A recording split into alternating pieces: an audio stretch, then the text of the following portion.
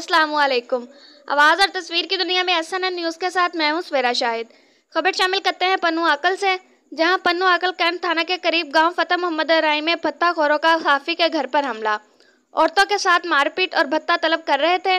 दानिश रहमान चिश्ती की रिपोर्ट के मुताबिक भत्ताखोरों और शरपसंद अनासिर 3 दिन से गांव फतेहपुर मोहम्मद पर हमला करने आ रहे थे, लेकिन मौका न मिलने पर वापस जाते रहे। आज नमाज जुमा के वक्त जब घर के तमाम अफराद नमाज जुमा की अदायगी के लिए मस्जिद में गए तो 5 भत्ताखोरों ने घर पर हमला कर दिया और सहाफ़ी के घर में दाखिल होकर घर की औरतों के साथ मारपीट की। भत्ताखोरों का ताल्लुक गोपांग बरादरी से था।